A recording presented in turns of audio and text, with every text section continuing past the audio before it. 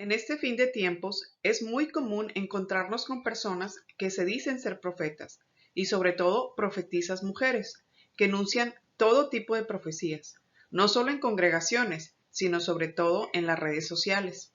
Y puesto que nuestro Señor Jesús nos advirtió muy claramente que al final de los tiempos muchos falsos profetas se levantarán y engañarán a muchos, en Mateo 24:11, vale la pena que tengamos muy claro no solo lo que dice la palabra de Dios con respecto a la profecía y profetas, tanto en el Antiguo como en el Nuevo Testamento, sino también que meditemos y analicemos muy bien las experiencias, contextos y circunstancias bajo las cuales los siervos de Dios recibieron revelaciones, para que se nos abra el entendimiento y aprendamos a dudar de cualquier manifestación espiritual que no solo no corresponda a la palabra y al carácter de Dios, sino que tampoco sea acorde a las cosas que ya sucedieron y que para nuestra edificación ya están registradas en la palabra de Dios, y así evitar caer en engaños.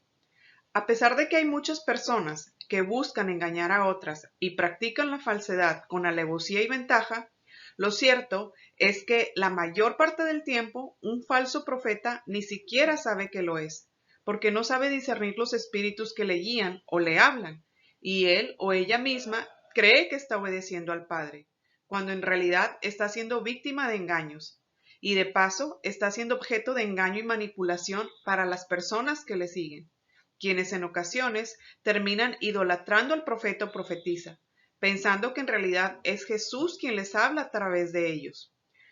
Por eso, bien lo advirtió el Señor Jesús.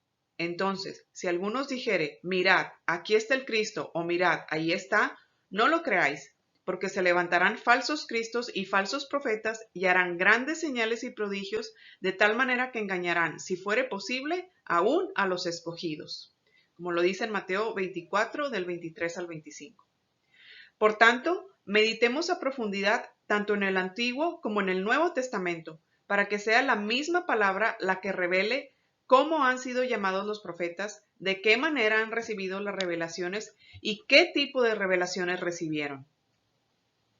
Y bien, comencemos. En Deuteronomio 18, del 18 al 22, se advierte lo siguiente. Profeta les levantaré de en medio de sus hermanos, como tú, y pondré mis palabras en su boca, y él les hablará todo lo que yo le mandare.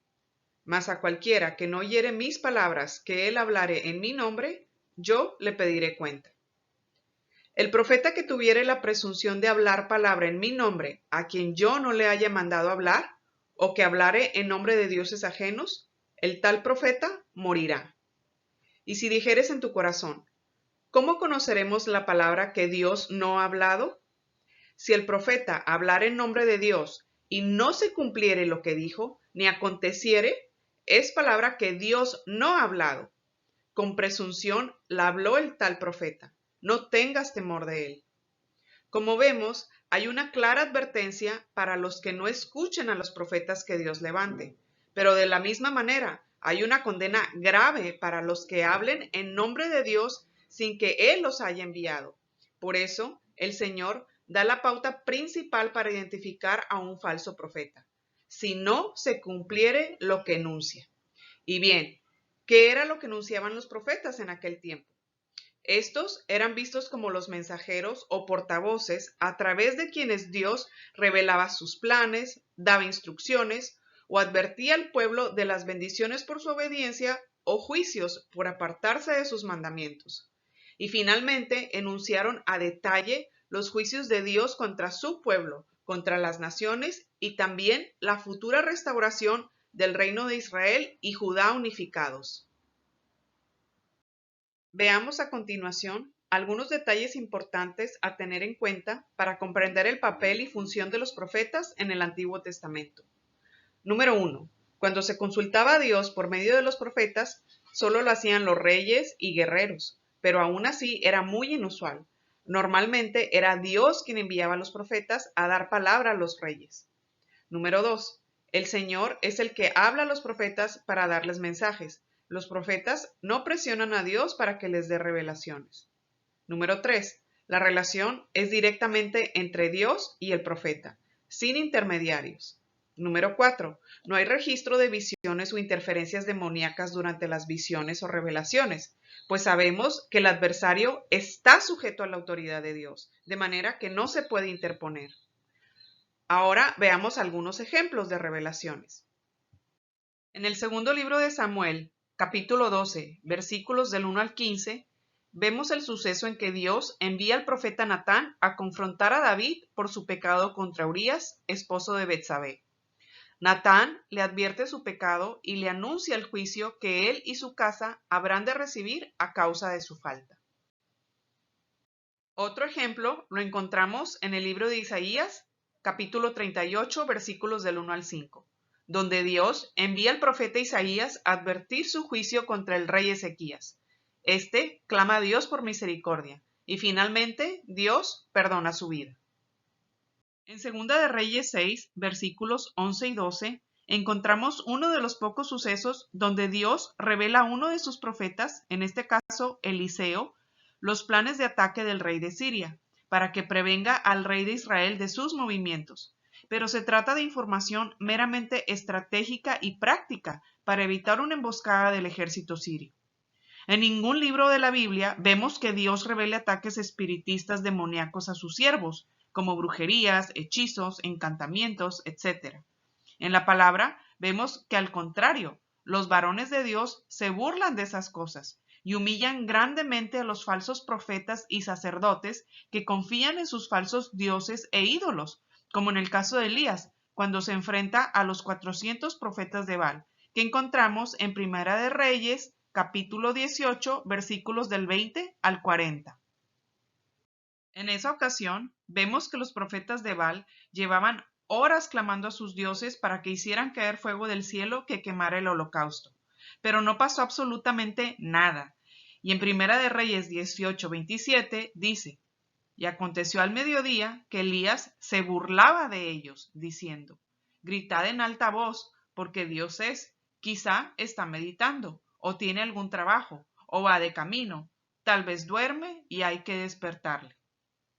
En cambio, en la primera vez que Elías clamó a Dios, cayó fuego del cielo y consumió el holocausto, la leña, las piedras y el polvo, y aún lamió el agua que estaba en la zanja. Una de las citas en las que más se apoyan los falsos profetas para justificar revelaciones que no son conforme a la palabra ni al carácter de Dios y que además no se asemejan a las experiencias de revelación de los profetas del Antiguo Testamento es Jeremías 33:3, que dice: Clama a mí y yo te responderé, y te enseñaré cosas grandes y ocultas que tú no conoces. Con esta cita justifican profecías arbitrarias y polémicas que no edifican en nada al pueblo de Dios, alegando que se trata de revelaciones de cosas ocultas, sacando la palabra por completo de su contexto, el cual es de suma importancia conocer, para así poder entender lo que la cita realmente significa. Por ejemplo, en el momento en que Dios dijo eso al profeta Jeremías, éste estaba preso en el patio de la cárcel, lamentándose de que la ciudad de Jerusalén sería entregada en manos del ejército de los caldeos. Así que Dios lo llama para que no se quede solo esperando ver la destrucción de la ciudad, sino para que clame a él y le muestre más allá de eso, es decir, la manera en la que él traerá la restauración de Jerusalén por amor de su nombre. En cambio, actualmente vemos que algunos que se hacen llamar profetas, sobre todo mujeres, revelan supuestos planes o secretos ocultos de la élite, o bien trabajos de brujos o hechiceros en contra del pueblo de Dios, entre otras cosas similares. Pero escudriñando la palabra, nos damos cuenta que el Señor, si bien alerta de invasiones y guerras que llegarán como juicio a su pueblo, jamás les muestra a sus profetas lo que hacen las personas del mundo o los servidores del adversario, como magos, hechiceros, sociedades esotéricas y ocultistas contra el pueblo de Dios, sino que más bien lo que sí expone Dios es el pecado de infidelidad e idolatría del mismo pueblo de Dios. Veamos algunos ejemplos. En Jeremías 7 vemos cómo Dios revela al profeta el culto que el pueblo rendía a la diosa pagana conocida como Reina del Cielo.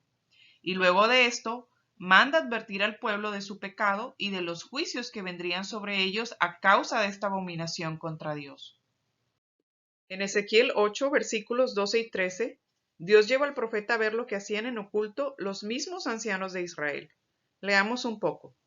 Y me dijo, Hijo de hombre, ¿has visto las cosas que los ancianos de la casa de Israel hacen en tinieblas, cada uno en sus cámaras pintadas de imágenes? Porque dicen ellos, no nos ve Dios, Dios ha abandonado la tierra. Me dijo después, vuélvete, aún verás abominaciones mayores que hacen estos. En Ezequiel 8, versículos 14 y 15 dice, y me llevó a la entrada de la puerta de la casa de Dios que está al norte, y he aquí mujeres estaban ahí sentadas endechando a Tamuz.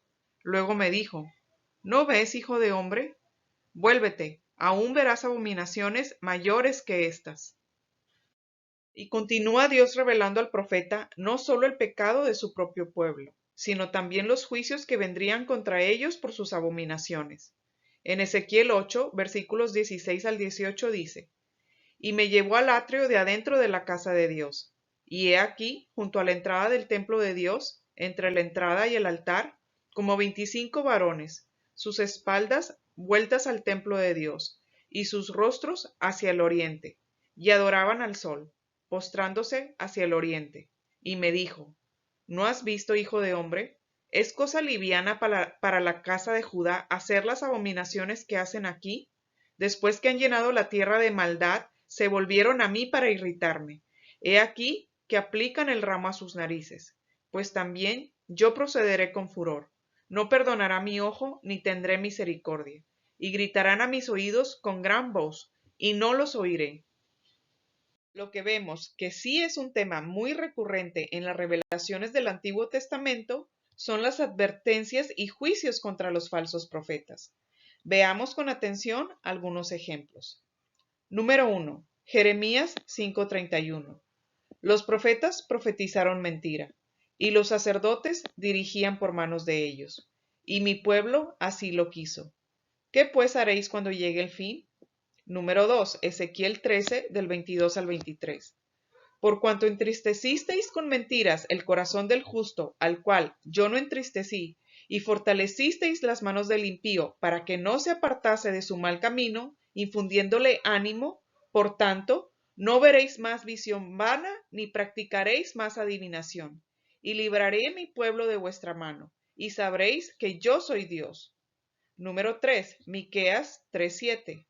Y serán avergonzados los profetas, y se confundirán los adivinos, y ellos todos cerrarán sus labios, porque no hay respuesta de Dios.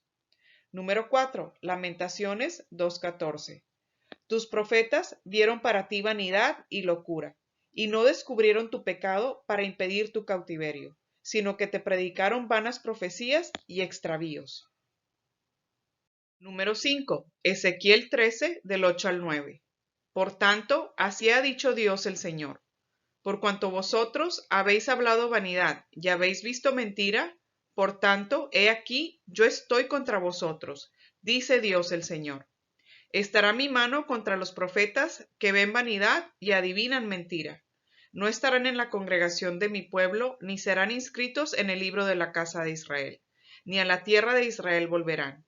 Y sabréis que yo soy Dios, el Señor. Número 6. Deuteronomio 13:5.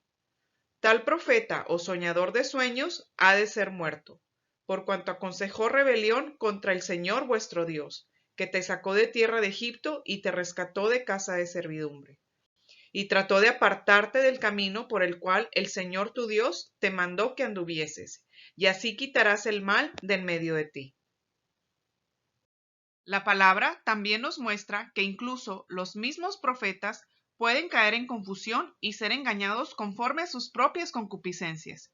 Y el ejemplo más adecuado para ilustrar esta situación es el caso de Balaam, que encontramos en el libro de Números, capítulos del 22 al 24, donde vemos que Balac, rey de Moab, le promete a Balaam honrarlo si atiende a su llamado para ir a maldecir al pueblo de Israel.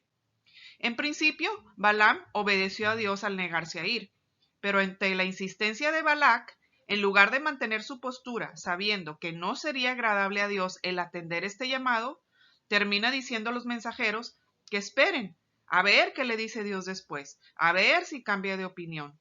Y es entonces cuando por fin escucha lo que él estaba esperando escuchar. vete con ellos. Dios prueba su corazón debido a su necedad, y él enseguida va, provocando así la ira de Dios. En esa ocasión, Balaam no maldijo al pueblo de Israel, sino al contrario, en obediencia a Dios, lo bendijo varias veces, enfureciendo al rey Balac. Pero más adelante vemos que finalmente los hijos de Dios pecan con las hijas de Moab, las cuales invitaban al pueblo a los sacrificios de sus dioses, y el pueblo comió y se inclinó a sus dioses, como dice en Números 25 del 1 al 3, lo cual hicieron así por consejo de Balaam. En Números 31 del 15 al 16 dice: y les dijo Moisés: ¿por qué habéis dejado con vida todas las mujeres? He aquí, por consejo de Balaam, ellas fueron causa de que los hijos de Israel prevaricasen contra Dios en lo tocante a Balpeor, por lo que hubo mortandad en la congregación de Dios.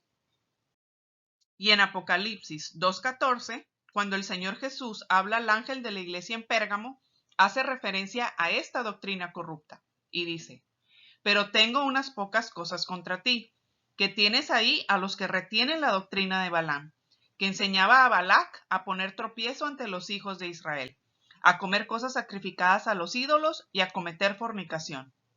Así pues, el maestro que enseñó a Moab cómo hacer tropezar a Israel fue Balaam, pues finalmente se dejó arrastrar por sus concupiscencias y por la vanagloria, buscando atención, regalos y honores de los hombres.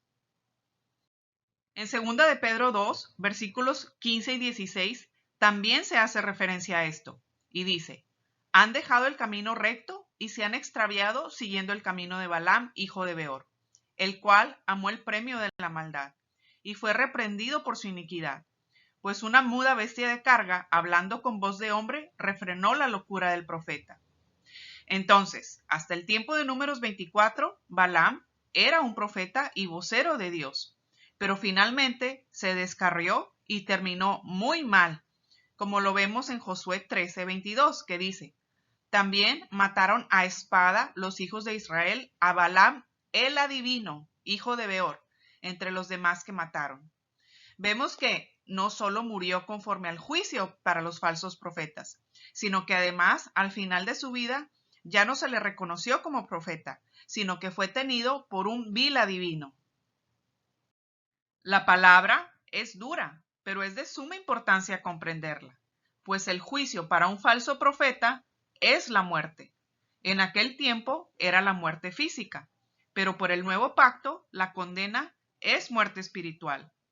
En 2 de Pedro 2, versículos 21 y 22 dice: porque mejor les hubiera sido no haber conocido el camino de la justicia, que después de haberlo conocido, volverse atrás del santo mandamiento que les fue dado. Pero les ha acontecido lo del verdadero proverbio: el perro vuelve a su vómito, y la puerca lavada a revolcarse en el cieno. Meditemos ahora sobre este mismo tema a la luz del Nuevo Testamento. Lo primero y más importante que debemos hacer es poner atención a lo que nuestro Señor Jesús dijo sobre los profetas. En Mateo 11, del 13 al 15, dice: porque todos los profetas y la ley profetizaron hasta Juan, y si queréis recibirlo, él es aquel Elías que había de venir. El que tiene oídos para oír, oiga. Y en Mateo 7, 22 al 23, dice: muchos me dirán en aquel día: Señor, Señor, ¿no profetizamos en tu nombre? Y en tu nombre echamos fuera demonios, y en tu nombre hicimos muchos milagros. Y entonces les declararé: nunca os conocí, apartaos de mí, hacedores de maldad. Y en Mateo 24:11 dice: y muchos falsos profetas se levantarán y engañarán a muchos. Así que el Señor Jesús aclara que en las Escrituras solo está profetizado hasta la llegada de Juan el Bautista, con lo cual se entiende que en el Antiguo Testamento ya está revelado todo lo que ha de suceder hasta el fin de los tiempos, pero con esto no está afirmando que ya no habrá más profecía ni más revelación. Sin embargo, sí advierte que se levantarán muchos falsos profetas en el final de los tiempos. Además, sabemos que en el nuevo pacto, con la venida del Espíritu Santo, las cosas cambiaron rotundamente. Veamos, pues, en qué consiste el nuevo pacto. Al creer en Jesús como Señor y Salvador, pasamos a formar parte del nuevo pacto profetizado en Jeremías 31, versículos 31 al 33, donde dice: He aquí vienen días, dice Dios, en los cuales haré nuevo pacto con la casa de Israel y con la casa de Judá. Y en el versículo 33 dice: Pero este es el pacto que haré con la casa de Israel después de aquellos días, dice Dios. Daré mi ley en su mente y la escribiré en su corazón, y yo seré a ellos por Dios, y ellos me serán por pueblo. Y es así como se nos abre el entendimiento a su palabra, porque Dios la escribe en nuestro corazón, y por ende nos inclinamos de manera natural a vivir conforme a la voluntad e instrucciones de Dios, pues el Espíritu de Dios es el que hace esta obra en nosotros. De esta manera, todos los que de verdad creemos y confesamos nuestra fe en Jesús como Señor y Salvador, podemos ser guiados y escuchar a través del Espíritu Santo la voz de Dios, al desarrollar una relación personal y de intimidad con Él. Y la manera más común de recibir revelación por medio del Espíritu Santo es a través de la meditación en la palabra de Dios. Por eso, en el Nuevo Testamento, vemos que a través del Espíritu Santo Dios abre el entendimiento de los apóstoles, y es cuando comienzan a comprender que las escrituras y profecías se estuvieron cumpliendo una a través de la vida y obra de nuestro Señor Jesús en la tierra, y que aún quedan muchas cosas ya reveladas por cumplirse también. Y es por eso que las cartas de los apóstoles están llenas de referencias a las escrituras del Antiguo Testamento. En su momento, el Señor Jesús hizo saber esto a sus discípulos. Poco antes de ser entregado para morir, les explicó cómo con la venida del Espíritu Santo comenzaría a abrírseles el entendimiento de las cosas que hasta entonces aún eran incomprensibles para ellos. Como lo vemos en Juan 16, versículos del 12 al 14, donde dice: Aún tengo muchas cosas que deciros, pero por ahora no las podréis sobrellevar. Pero cuando venga el Espíritu de verdad, Él os guiará a toda la verdad, porque no hablará por su propia cuenta, sino que hablará todo lo que oyere, y os hará saber las cosas que habrán de venir. Él me glorificará, porque tomará de lo mío y os lo hará saber. Esto significa que además de revelar a través de la palabra, el Espíritu Santo hablará también a través del entendimiento, del sentir y del discernimiento. Veamos a continuación algunos ejemplos. Prestemos atención en la manera en que los discípulos recibían revelación a través del Espíritu Santo. En 1 de Timoteo 4:1, Pablo afirma: Pero el Espíritu dice claramente que en los postreros tiempos algunos apostatarán de la fe, escuchando espíritus engañadores y a doctrinas de demonios. En Hechos 13, versículos del 9 al 11 dice: Entonces Saulo, que también es Pablo, lleno del Espíritu Santo, fijando en él los ojos, dijo: Oh, lleno de todo engaño y de toda maldad, hijo del diablo, enemigo de toda justicia, ¿no cesarás de trastornar los caminos rectos del Señor? Ahora pues, he aquí, la mano del Señor está contra ti, y serás ciego, y no verás el sol por algún tiempo. E inmediatamente cayeron sobre él oscuridad y tinieblas, y andando alrededor buscaba quien le condujese de la mano. Otro ejemplo de revelación por medio del Espíritu Santo lo vemos cuando el anciano Simeón conoce a Jesús en el templo, que encontramos en Lucas 2, versículos del 25 al 35, donde dice: Y he aquí había en Jerusalén un hombre llamado Simeón, y este hombre, justo y piadoso, esperaba la consolación de Israel. Y el Espíritu Santo estaba sobre él, y le había sido revelado por medio del Espíritu Santo que no vería la muerte antes de que viese al ungido del Señor. Y movido por el Espíritu, vino al templo. Y cuando los padres del niño Jesús lo trajeron al templo para hacer conforme al rito de la ley, y ahí continúa la cita. Y bueno, en esta parte cabe aclarar que en el caso de Simeón, aún antes de la resurrección de Jesús, él ya tenía sobre sí mismo al Espíritu Santo, por ser un hombre justo y piadoso que andaba en obediencia a la palabra de Dios, por lo cual recibía revelación del Espíritu Santo. Hasta ahorita hemos visto que el Espíritu Santo revela sobre todo mediante su palabra, el sentir y el discernimiento. Y aunque el apóstol Pablo habló de los dones y ministerios, vemos en el Nuevo Testamento varios casos de visiones y visitaciones angelicales recibidas por siervos que no son precisamente reconocidos como profetas, como por ejemplo el apóstol Felipe, que más que ser reconocido como profeta en las Escrituras, se le llama evangelista. En el pasaje conocido como Felipe y el etíope, que encontramos en el libro de Hechos, capítulo 8, versículos del 26 al 40, vemos cómo sin ser profeta, Felipe recibió revelación y guía del Espíritu Santo. Y vemos asimismo cómo, gracias al entendimiento que el Espíritu Santo le daba de las Escrituras, él pudo también explicarle al etíope la profecía de Isaías que él estaba leyendo. En el caso de Pedro y Cornelio es igual. Ninguno de los dos era considerado profeta. Sin embargo, ambos recibieron revelaciones de manera sobrenatural. Este suceso lo encontramos en el libro de Hechos, capítulo 10, por si gustan consultarlo para meditar en los detalles de las revelaciones que ambos recibieron.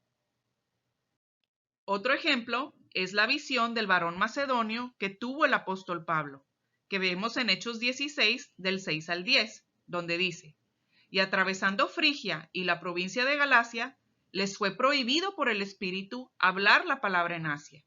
Y cuando llegaron a Misia, intentaron ir a Bitinia, pero el Espíritu no se lo permitió.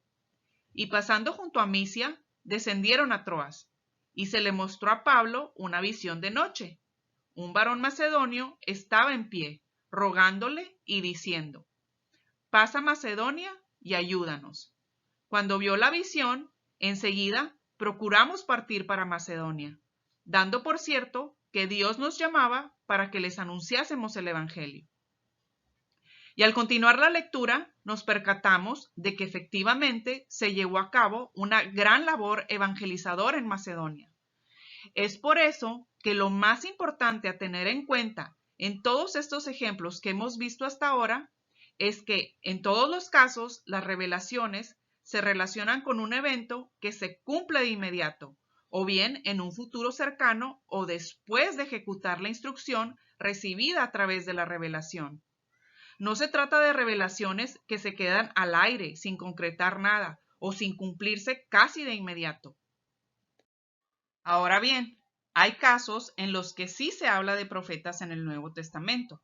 Y de igual manera, en todos los casos en que se menciona a los profetas, la revelación que comparten se relaciona a un evento presente o próximo a suceder. Veamos algunos ejemplos. El primero lo encontramos en Lucas 2, del 36 al 38, donde dice: estaba también ahí Ana, profetisa, hija de Fanuel de la tribu de Aser, de edad muy avanzada, pues había vivido con su marido 7 años desde su virginidad, y era viuda hacía 84 años, y no se apartaba del templo, sirviendo de noche y de día, con ayunos y oraciones. Esta, presentándose en la misma hora, daba gracias a Dios, y hablaba del niño a todos los que esperaban la redención en Jerusalén. Otro profeta que es mencionado 2 veces en el Nuevo Testamento es el profeta Gabo. En Hechos 11, del 27 al 28 dice: en aquellos días unos profetas descendieron de Jerusalén a Antioquía, y levantándose uno de ellos, llamado Agabo, daba a entender por el Espíritu que vendría una gran hambre en toda la tierra habitada, la cual sucedió en tiempo de Claudio. Y en Hechos 21, del 10 al 11 dice: y permaneciendo nosotros ahí algunos días, descendió de Judea un profeta llamado Agabo, quien viniendo a vernos, tomó el cinto de Pablo y atándose los pies y las manos, dijo: esto dice el Espíritu Santo: así atarán los judíos en Jerusalén al varón de quien es este cinto, y le entregarán en manos de los gentiles.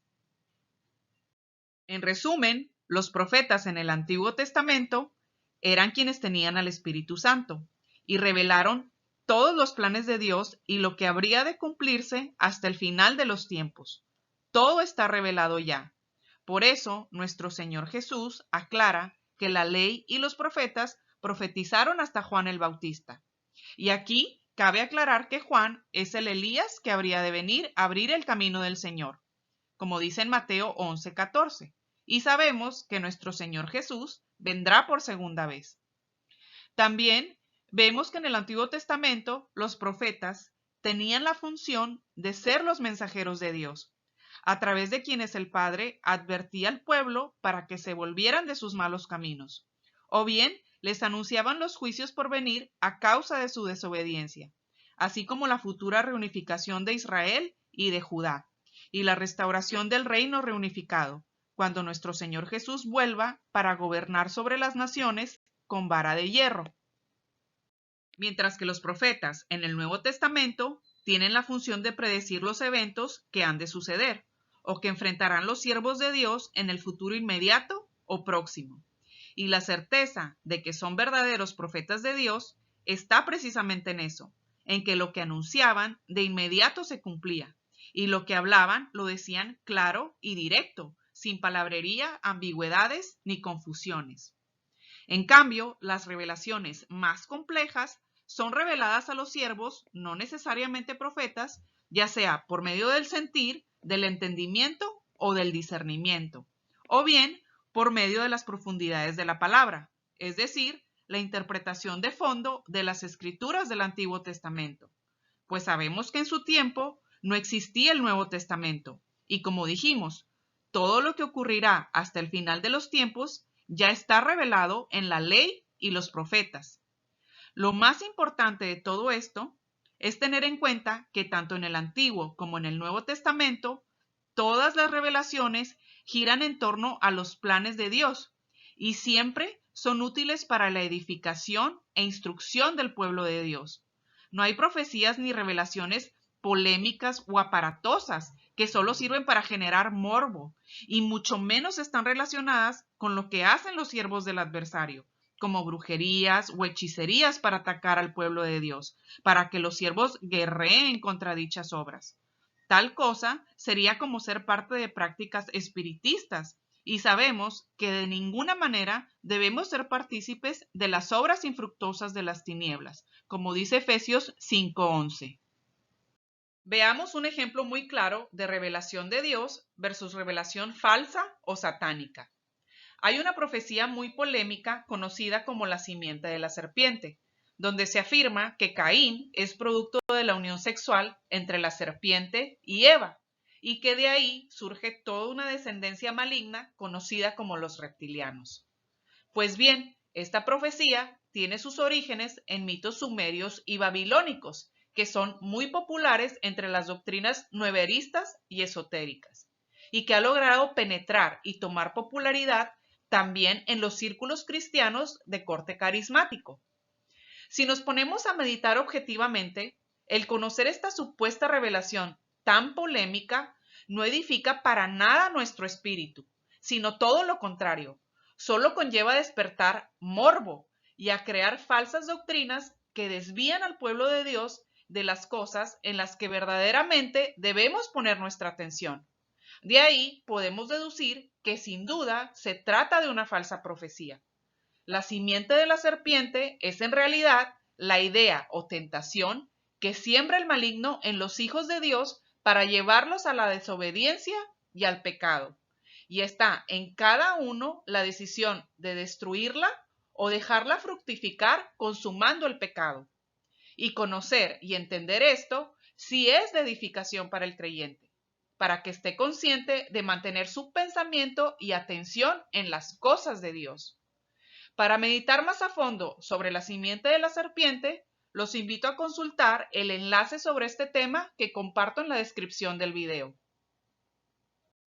Finalmente, cabe mencionar que el Apocalipsis es un libro de profecía que el Señor reveló al apóstol Juan, quien antes de esto nunca fue reconocido como profeta, pero que sin embargo, por su obediencia, fidelidad, santidad y amor a Dios, le plació al Señor Jesús elegirlo para hacerle estas grandes revelaciones del fin de tiempos, que complementan y confirman las revelaciones de los grandes profetas del Antiguo Testamento.